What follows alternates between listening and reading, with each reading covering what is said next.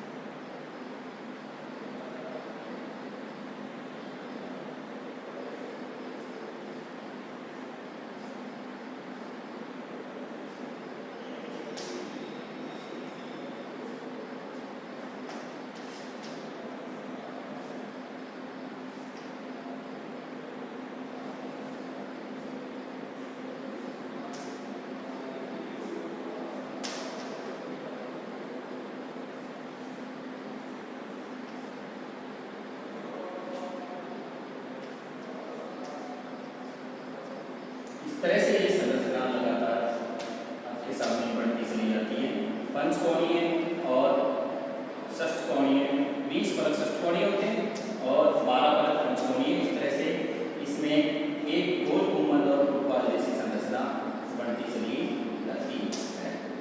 इस तरह से आप देखिएगा। और इसमें जहाँ भी ये यहाँ आपको दिखाई दे रहे हैं ये कार्बन, ये इसमें क्या लगे हुए हैं, ये कार्बन लगे हुए हैं। मैं आपको बताऊँ, ये 60 से 70 कार्बन परमाणु है और इस तरह की एक संरचना आपके सामने बन करके और तैयार हो जाती है। इस तरह से आप इसे मुंबकी बाल के नाम से भी जानते हैं। ये जो मैं आपको गोल बिंदु दिखाई दे रहे हैं आपके, ये आपके कार्बन परमाणु हैं जो इसमें लगे हुए हैं। ये इन्हें आप इस तरह से भी लगा सकते हैं। ये कार्बन परमाणु है, जहाँ जहाँ आपको कोने दिखाई दे रहे हैं उन कोनों पर आप कार्बन परमाणु बना दीजिए इंडिकेटर के हिसाब से। तो ये इस तरह से आपको एक बाकी बाल जैसी संरचना बन करके दिखाई देती है। जैसे ये इसमें लगे हुए क्या हो, कार्बन लगे हुए हों इन कोनों पर, इन कोनों को जहाँ भी आपको कोने दिखाई दे रहे हैं उन कोनों के ऊपर आप इस तरह से कार्बन परमाणु बना दीजिए। तो कार्बन परमाणु बनते क्या हो जाएगा आपका, इस तरह की व्यवस्था बन जाएगी।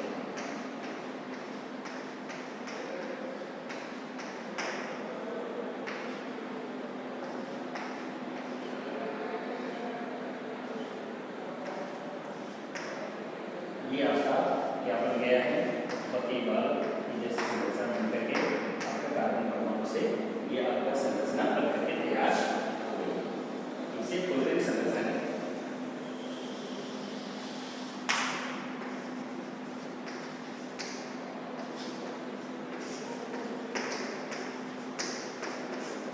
अब इसके जो मेन पॉइंट हैं उनमें आप लिख लीजिए। सबसे पहले सर्वप्रथम कार्बन के इस अपर रूप की खोज, सर्वप्रथम कार्बन के इस अपर रूप की खोज अमेरिका के एक प्रसिद्ध वास्तुकार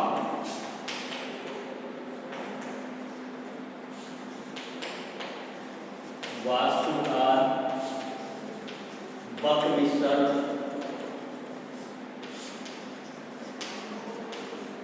फुलर ने सबसे पहले किसने खोजा इसे, अमेरिका के एक प्रसिद्ध वास्तुकार था जिसका नाम था बकमिस्टर फुलर, इसने खोजा था, इसलिए इसको फ्लोरीन भी कहते हैं। इसलिए इसे फ्लोरीन कहते हैं। ये कार्बन का ही क्या है, ये अपर रूप कहते हैं। फ्लोरीन की संरचना एक फुटबॉल की तरह होती है। नंबर 2 पे लिखो, फ्लोरीन की संरचना एक फुटबॉल जैसी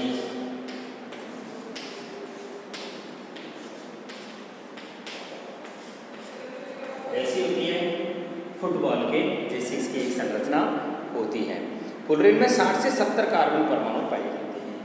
क्या पाए जाते हैं इसमें, फ्लोरीन में 60 से 70 कार्बन परमाणु पाए जाते हैं। कितने कार्बन परमाणु होते हैं, लगभग 60 से 70 कार्बन परमाणु पाए जाते हैं। कार्बन 60 सर्वाधिक स्थायी होता है, इसमें कार्बन 60 सर्वाधिक स्थायी फ्लोरीन होता है। कार्बन 60 सर्वाधिक स्थायी फ्लोरीन होता है। कौन सा सबसे ज्यादा होता है, कार्बन 60 सर्वाधिक स्थायी फ्लोरीन होता है, यह बकमिस्टर फ्लोरीन कहलाता है। इसे ही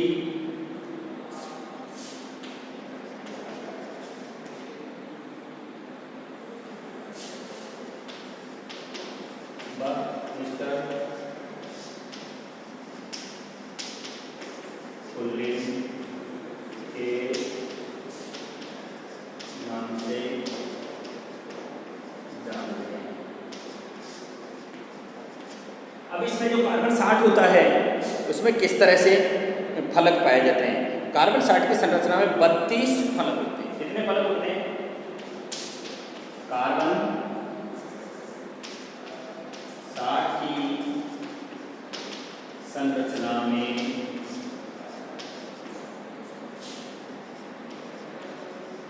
32 फलक होते हैं। फलक में होता है पृष्ठ, फलक मानी पृष्ठ होते हैं। कितने पृष्ठ होते हैं? 32 फलक होते हैं, जिनमें से 20 फलक तो षटकोणीय होते हैं, जिनमें से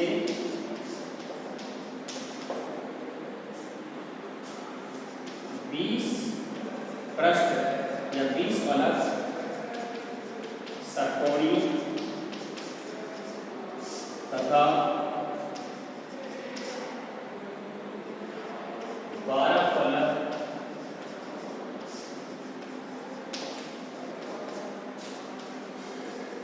पंचकोणीय होते हैं। 20 और 12 कितने हो गए? 32 हो गए। इस तरह से इसमें क्या पाया जाता है?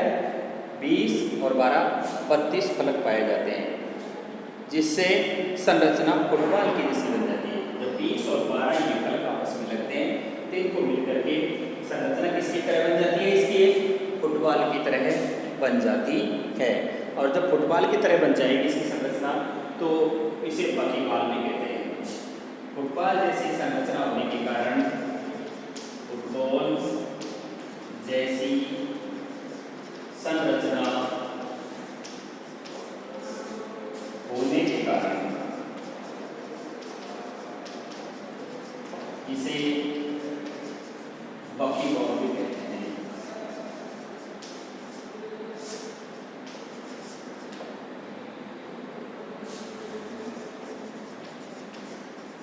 इसके कारण से बकीबॉल कहते हैं।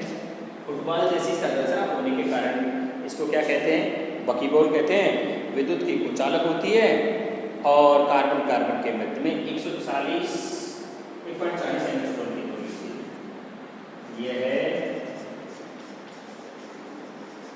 विद्युत का कुचालक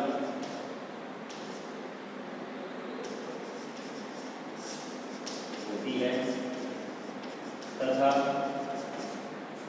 कार्बन कार्बन के मध्य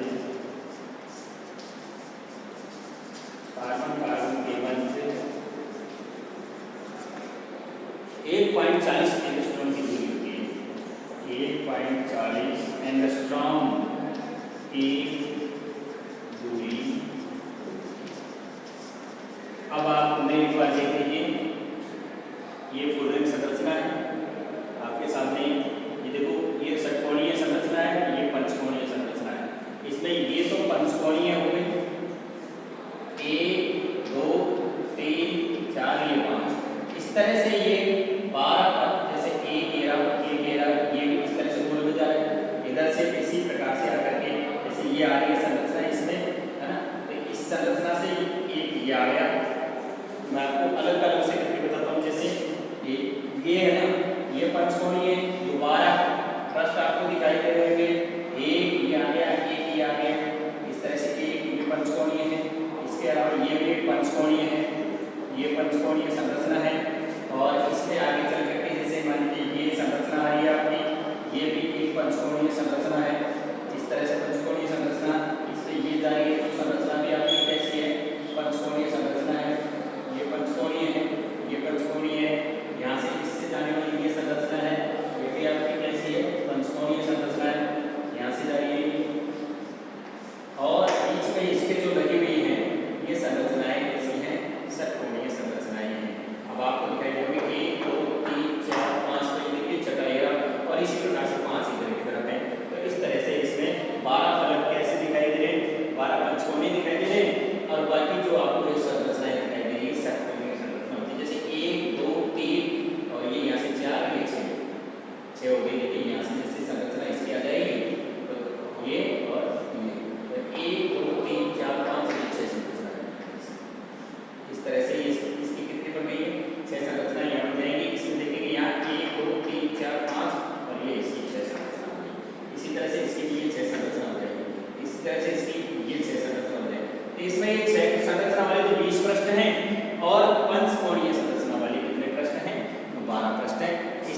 जाकर के 20 और 12 32 फलक होते हैं जो इसमें लगे होते हैं। देखिए मैं आपको एक बार उसको बता देता हूँ बोल करके।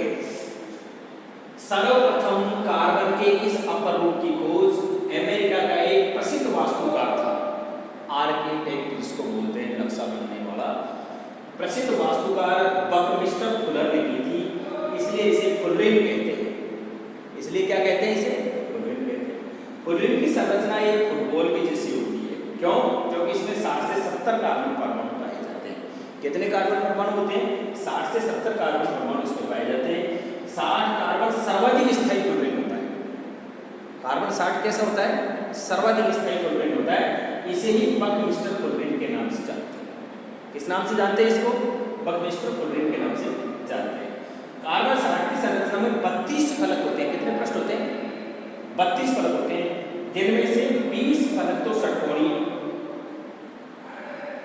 कितने होते हैं? 20 फलक तो षटकोणीय होते हैं और 12 फलक पंचकोणीय होते हैं। फुटबॉल जैसी संरचना होने के कारण इसे क्या कहा जाता है? बकीबाउंड भी कहा जाता है। विद्युत की कुचालक है क्योंकि कोई भी कार्बन मुक्त अवस्था में नहीं पाया जाता और कार्बन कार्बन के मध्य में 1.40 एंगस्ट्रॉम की दूरी होती है। ये इस कार्बन परमाणु की मैंने आपको विशेषता लिखवा दी है। अब आप इसके क्या नाम से उपयोग देख लीजिए, ये क्या क्या इसके उपयोग है।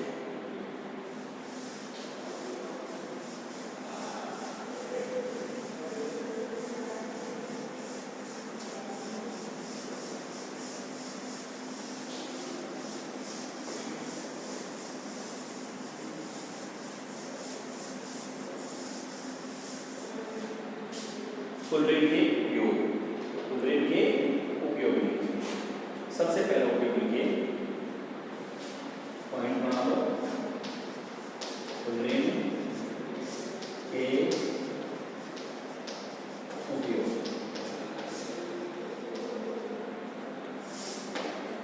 सबसे पहला क्या काम में आता है? फुलरिन सबसे पहला काम लिख देंगे फुलरिन का कि ये प्राकृतिक गैस जो होती है, प्राकृतिक गैस की शुद्धिकरण में कराया जाता है। प्राकृतिक गैस के शुद्धिकरण में काम आता है। प्राकृतिक गैस जानते हो? Natural gas. नेचुरल गैस से तात्पर्य होता है जब क्या नाम से पेट्रोलियम पदार्थों का खनन किया जाता है, तो पेट्रोलियम पदार्थों का खनन करने पर गहराई में जाते हैं ड्रिल करते हुए, और जहाँ पेट्रोल मिलने की संभावना होने लगती है उससे कुछ ऊपर ही पहले नेचुरल गैस बाहर आती है। इसी गैस को शुद्ध करने के काम में इसे लिया जाता है। दूसरा, आणविक बेयरिंग बनाने में, आणविक बेयरिंग बनाने में, आणविक बेयरिंग तो लिख देंगे यहाँ आणविक बेयरिंग।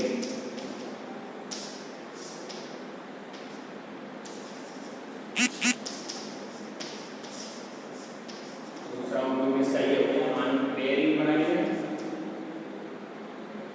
तीसरा आणविक बेयरिंग, जैसे आप देखा हो किसी भी चीज को गति प्रदान करने के लिए जो बेयरिंग लगा दी जाती है उसके द्वारा वो हल्की घूमती है। इसी प्रकार अणुओं के मध्य जो गति करवाने हेतु बेयरिंग का उपयोग किया जाता है, आणविक बेयरिंग बनाने में इसका उपयोग कर देते हैं। उच्च तापमान पर अति चालकता के कारण ये तकनीकी रूप से भी कार्बन का अपर रूप अधिक महत्वपूर्ण होता है।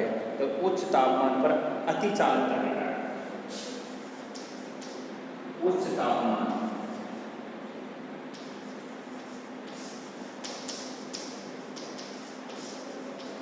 उच्च तापमान पर फुलरिन क्या करता है? अति चालकता का प्रदर्शन करता है। अति चालकता के कारण उच्च तापमान पर ये अति चालकता दिखाता है, और उच्च तापमान पर अति चालकता होने के कारण ये तकनीकी रूप से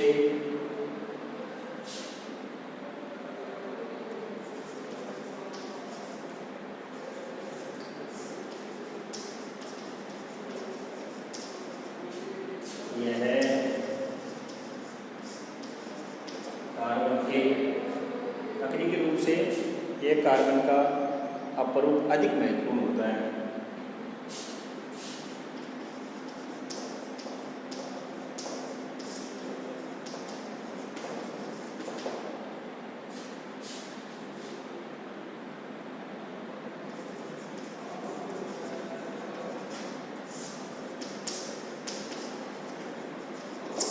ये अधिक महत्वपूर्ण होता है। 3 पॉइंट आपके इसके उपयोग के हुए। आयरन बेरिंग उच्च तापमान पर अतिचालक होने के कारण तकनीकी रूप से ये कार्बन का उपयोग अधिक महत्वपूर्ण होता है। प्राकृतिक गैस के शुद्धिकरण में काम में आता है। इस तरह से आपका प्रोग्राम पॉइंट समाप्त हो गया है। अब आपके सामने दैनिक जीवन में उपयोगी कुछ महत्वपूर्ण कार्बनिक यौगिकों के बारे में पॉइंट आएंगे।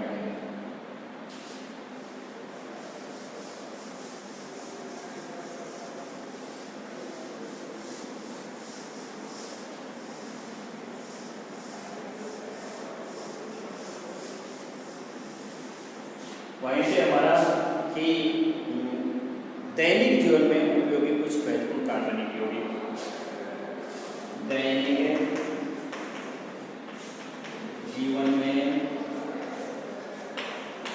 कुछ महत्वपूर्ण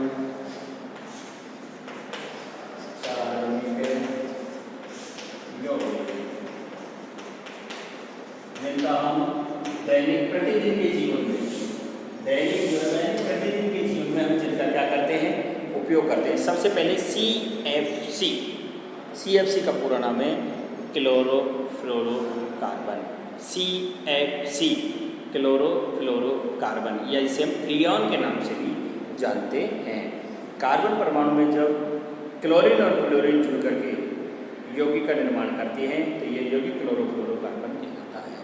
कार्बन परमाणु जब क्लोरीन और फ्लोरीन प्रतिस्थापी के रूप में जुड़ करके और जब कार्बन परमाणु का निर्माण करते हैं तो ऐसे बनने वाले उत्पाद को हम क्या कहते हैं, क्लोरोफ्लोरोकार्बन के नाम से जानते हैं, जिसे फ्रियॉन भी कहा जाता है। तो सबसे पहले हम इसकी परिभाषा में लिख देंगे कि पॉलीक्लोरोफ्लोरोकार्बन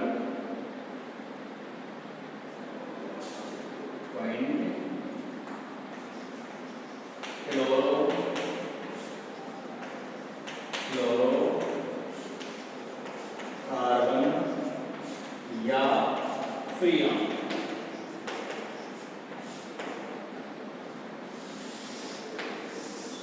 इसमें लिखेंगे। सबसे पहले हम कि पॉलीक्लोरोफ्लोरो एल्केन का कार्बन परमाणु से जब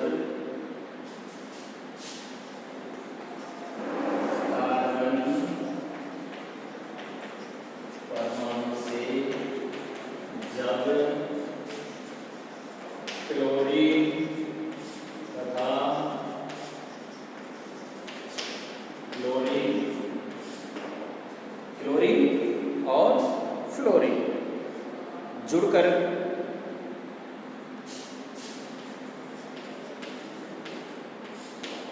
यौगिक का निर्माण करते हैं।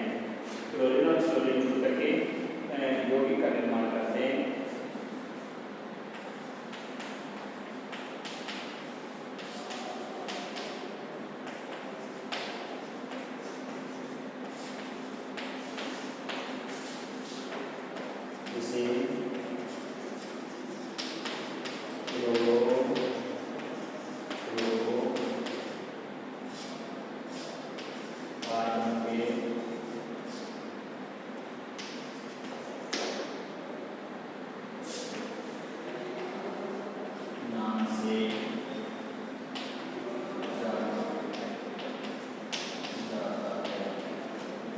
किस नाम से जाना जाता है, क्लोरोफ्लोरोकार्बन के नाम से जाना जाता है।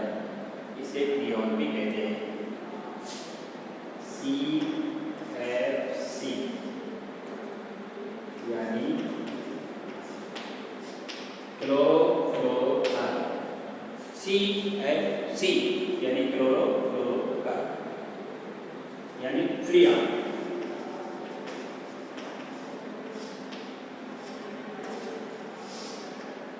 ये क्या है, फ्रियॉन। क्यों? क्योंकि पॉलीक्लोरोफ्लोरोकार्बन को ही फ्रियॉन कहा जाता है। क्योंकि पॉलीक्लोरोफ्लोरोकार्बन को ही क्या कहते हैं, फ्रियॉन के नाम से जानते हैं। अब कैसे निर्माण करते हैं ये आप देखिएगा, कैसे क्लोरोफ्लोरोकार्बन का निर्माण, कैसे फ्रियॉन का निर्माण। फ्रियॉन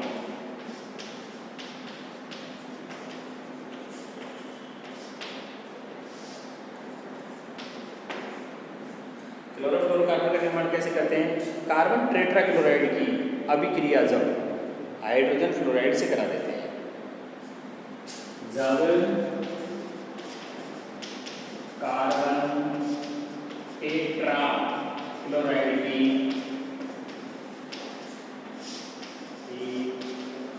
अभिक्रिया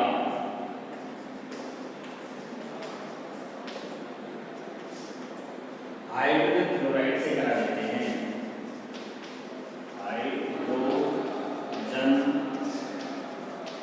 फ्लोराइड से करवाते हैं तथा SeCl5 की उपस्थिति में SeCl5 की उपस्थिति में ये क्रिया संपन्न होती है।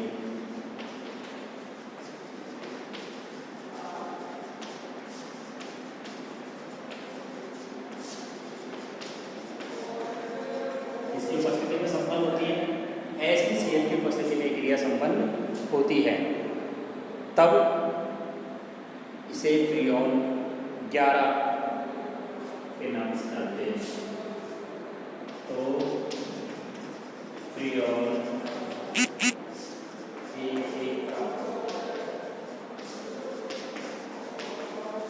देखिए, सबसे पहले कार्बन टेट्राक्लोराइड, टेट्रा तो मोनो, डाई, ट्राई और टेट्रा का मतलब हो गया 4। तो ये तो है आपके सामने CCl4 carbon tetrachloride, carbon tetrachloride, carbon tetrachloride. क्या नाम है इसका? इसका नाम हो गया कार्बन टेट्राक्लोराइड। जब कार्बन टेट्राक्लोराइड की क्रिया HF का नाम क्या हो गया? HF का नाम हो गया हाइड्रोजन फ्लोराइड। इसका नाम हो गया हाइड्रोजन फ्लोराइड, कार्बन टेट्राक्लोराइड, और ये हो गया हाइड्रोजन फ्लोराइड। रिएक्शन एरो लगा दिया, हमारे सामने प्राप्त हो गया CCl3F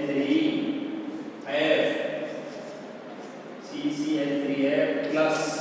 अब जब CCl3F गया प्लस, अब यहाँ देखिए एक H और एक क्या बच गया? Cl बच गया। क्या बच गया है? एक H और Cl बच गया है, ये हो गया HCl। इसे क्या कहेंगे? कार्बन, यहाँ जाओ ट्राइक्लोराइड। क्या नाम हो गया इसका? कार्बन ट्राइक्लोराइड कह दो या ट्राइक्लोरो और मोनोफ्लोरो। देखो ट्राई तो क्लोरो, ये कार्बन हो गया, ये ट्राई तो क्लोरो, और एक है मोनोफ्लोरो। कार्बन ट्राइक्लोरो मोनोफ्लोरो, आपको दिखाई दे रहा होगा ट्राइक्लोरो मोनोफ्लोरो। और जब एक कार्बन होता है तो उस कार्बन को मेथेन बोलते हैं, मेथ बोलते हैं। मेथ एक ग्रुप है, मेथेन। तो देखिए इसका क्या नाम हुआ? इसका नाम हो गया, यहीं से देखो, ट्राइक्लोरो। ट्राइक्लोरो क्योंकि क्लोरीन के 3 है, एक मोनोक्लोरो,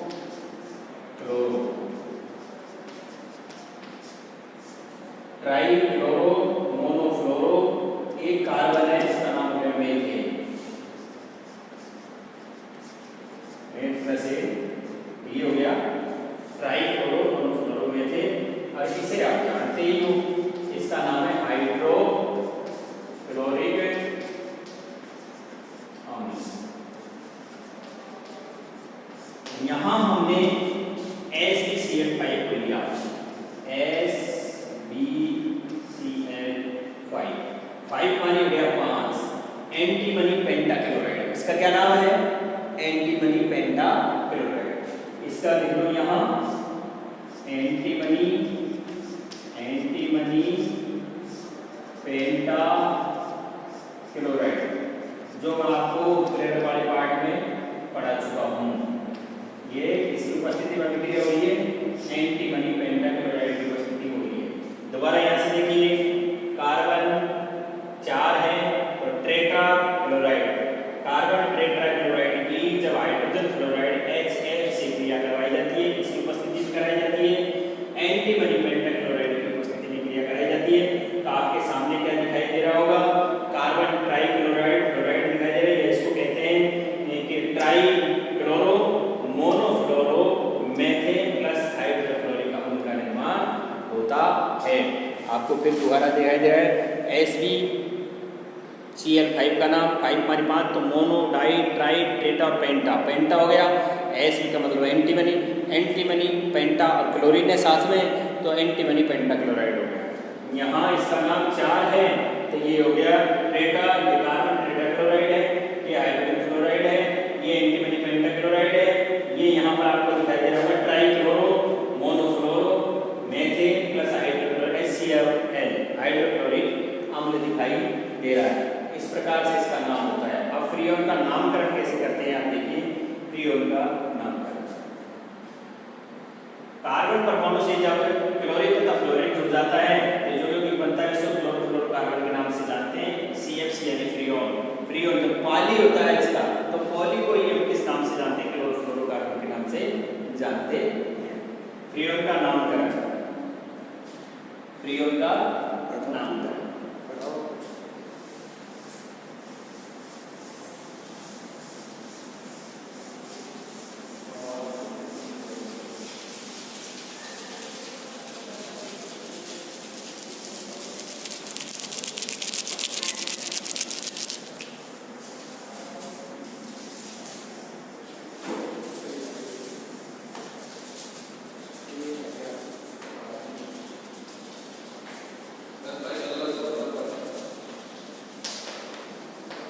फ्रीऑन का नामकरण।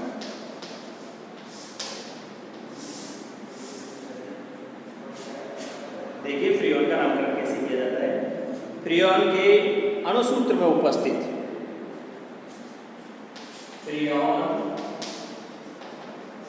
के अणुसूत्र में उपस्थित कार्बन,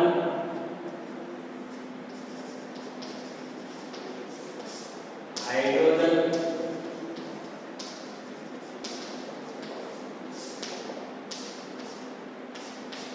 कार्बन, हाइड्रोजन तथा फ्लोरीन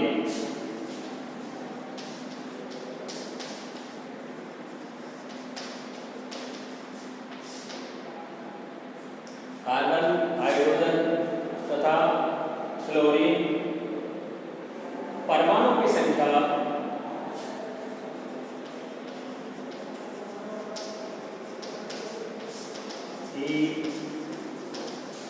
संख्याओं का उपयोग करते हुए फ्रीऑन का नामकरण किया जाता है। अब इसके लिए एक सूत्र होता है, कैसे देखिए, जैसे फ्रीऑन XYZ, जैसे फ्रीऑन X, Y और Z, यहाँ X बराबर होता है C की संख्या,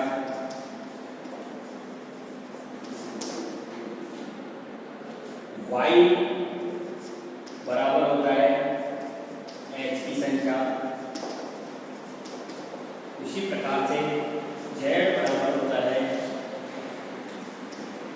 F की वास्तविक संख्या।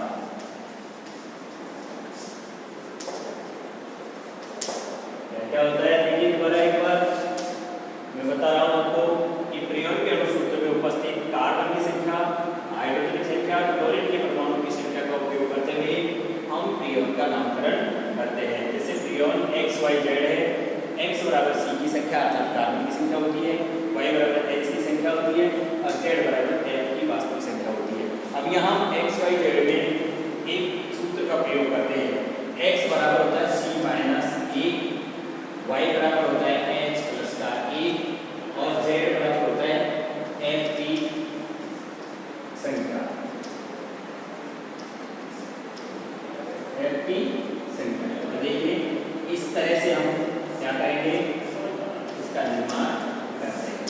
अब इसके लिए मैं आपको एक सारणी बना करके दिखाता हूँ। उस सारणी के अनुसार ही आपको फ्रीऑन का नामकरण करना होगा। देखिए जैसे मैं इसे हटा करके और सारणी में आपको बनाना सिखाऊंगा। यहाँ ये ध्यान रखना है, s बराबर x का मतलब होता है कार्बन की संख्या, कार्बन की संख्या माइनस 1 करना है, y बराबर h चाहे दिया हो उसमें या नहीं दिया हो तब भी हमें h प्लस 1 करना है और इसी के पश्चात हमें क्या करना है, f बराबर उसकी वास्तविक संख्या जो फ्लोरीन में मौजूद होती है उसको लिखना होता है। फ्रीऑन के नामकरण की सारणी बना करके मैं आपको दिखाता हूँ। जैसे देखिएगा एग्जाम्पल के रूप में, जैसे हमने सारणी बनाई, मैं आपको सारणी बना देता हूँ। मुख्य फ्रीऑन का नामकरण में सबसे पहले पॉइंट डाल दिया हमने अणु सूत्र, ये तो हो गया उसका अणु सूत्र। सेकंड पॉइंट पे हमने डाल दिया x, ये डाल दिया y, ये डाल दिया z और आगे हो गया फ्रीऑन का नाम। क्या बन गया, फ्रीऑन का नाम, फ्रीऑन का नाम। और मैं ये सारणी को आपके सामने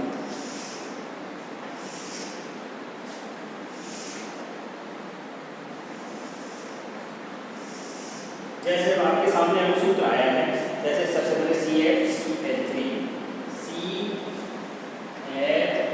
CF3। अब अपने यहाँ पे आपको पता चल गया होगा C का मतलब तो है कार्बन की संख्या माइनस 1, यहाँ होता है हाइड्रोजन की संख्या प्लस 1 और यहाँ होता है F की संख्या। इस तरह से बनाएंगे हम।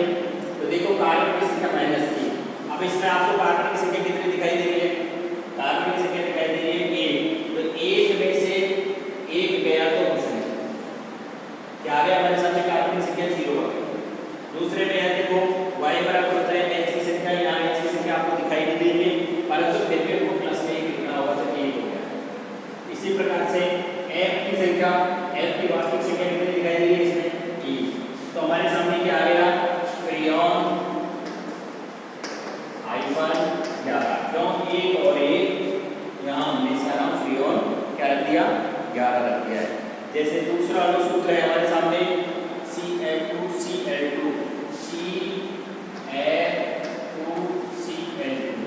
अब देखिए कार्बन की संख्या कितनी है इसमें, 1 ही है, 1 के लिए क्या आ जाएगा C-1, तो 1 में से 1 गया तो 0, y बराबर क्या आ जाएगा, h इसमें मौजूद नहीं है फिर भी आपको प्लस में 1 लगाना पड़ेगा, हमने 1 लगा दिया है। अब z की संख्या पे आ जाइए, z मानी होता है f की वास्तविक संख्या कितनी है 2, तो नाम क्या हो गया, नाम हो गया हमारा फ्रीऑन 12। इसका क्या कहेंगे, CF2 को फ्रीऑन 12 के नाम से जानते हैं। तीसरा सूत्र है हमारे सामने C2F2Cl4, C2F2Cl4, C2F2Cl4। देखिए कार्बन की 2 है, तो 2 में से 1 गया तो यहाँ क्या आ जाएगा, 1 आ जाएगा, हाइड्रोजन की प्लस 1 करनी है और क्लोरीन की 2 हो जाएगी। यहाँ क्या नाम हो गया, अपने यहाँ पे कटिलाइन की संख्या क्या नाम हो गया, I1-1-1-2, फ्रीऑन 112 के नाम से हो गया। इसी प्रकार C2F3Cl3, C2F3Cl3 में देखिए कार्बन की संख्या 2 में से 1 गया तो 1, हाइड्रोजन है नहीं तो 1, क्लोरीन की संख्या 3, नाम क्या हो गया, फ्रीऑन I1-1-1-3। ये इस प्रकार से क्या करते हैं, हम फ्रीऑनों का नामकरण करते हैं। दोबारा फिर एक बार समझ लीजिए, फ्रीऑन का नामकरण और इसके उपयोग और लिखूंगा। उसके बाद आपका पॉइंट यही खत्म हो जाएगा। देखिए हम सूत्र जैसे CFCl3 है, हमने x y z फ्रीऑन का लिया सूत्र। इस सूत्र में हम जमाएंगे x बराबर क्या होता है, कार्बन की संख्या माइनस का 1 होता है, y बराबर होता है हाइड्रोजन की संख्या अगर मौजूद है तब भी उसमें +1 और अगर नहीं है तब भी हमको 1 लगानी होती है। z का मतलब होता है फ्लोरीन की वास्तविक संख्या। इस तरह से नाम बनेगा CFCl3 है, CFCl3 का कार्बन की संख्या 1 है, 1 माइनस 1 करेंगे हम तो हमारे सामने क्या आ जाएगा, 1 माइनस 1 करते हैं 0 आ जाएगा। ये तो हो गई फ्लोरीन की कार्बन की संख्या हो गई। अब आप आ जाइए हाइड्रोजन की संख्या है ही नहीं तो उसकी जगह हमें क्या लिखना पड़ेगा, H+1 तो ये हो गया संख्या। इसके बाद में F की वास्तविक संख्या है, F की संख्या इसमें कितने फ्लोरीन की 1 है, मैंने इसे लिख दिया फ्रीऑन -1A, फ्रीऑन 11 भी बोलते हैं इसे, CF2Cl2, इसी प्रकार से C2F2Cl4 और इसी प्रकार से C2F3Cl3, इसे फ्रीऑन -113 बोलते हैं। अक्रिय विलायक, अब इसके उपयोग लिख लीजिए, मात्र इसके 3-4 उपयोग हैं जो मैं आपको लिख देता हूँ।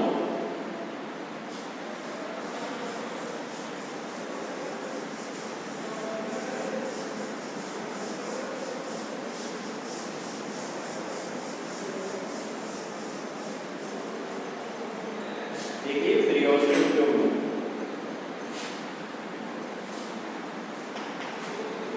फ्रीऑन के उपयोग,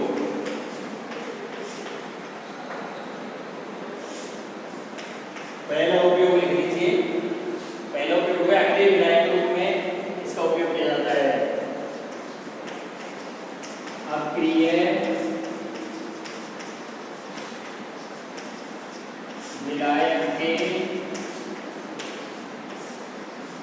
रूप में इसका उपयोग किया जाता है, फ्रीऑन का उपयोग किया जाता है। तो पहला तो ये पॉइंट हो गया कि विलायक के रूप में फ्रीऑन का उपयोग किया जाता है।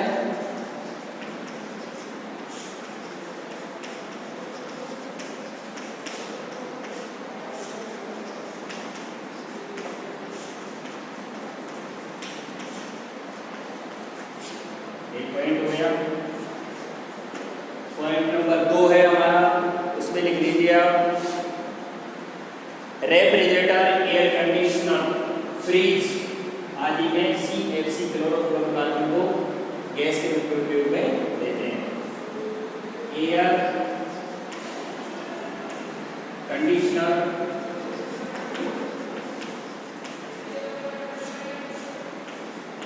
रेफ्रिजरेटर या जिसको हम कोल्ड स्टोरेज कहते हैं,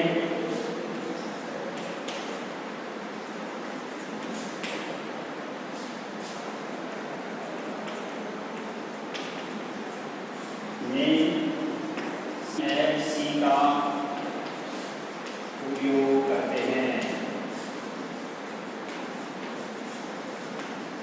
इन्हें हम वातानुकूलित गृह के नाम से भी जानते हैं, शीत संग्राहकों के रूप में भी इन्हें जानते हैं। कोल्ड स्टोरेज में इसका उपयोग किया जाता है। आपके सामने इसके 2 उपयोग हैं।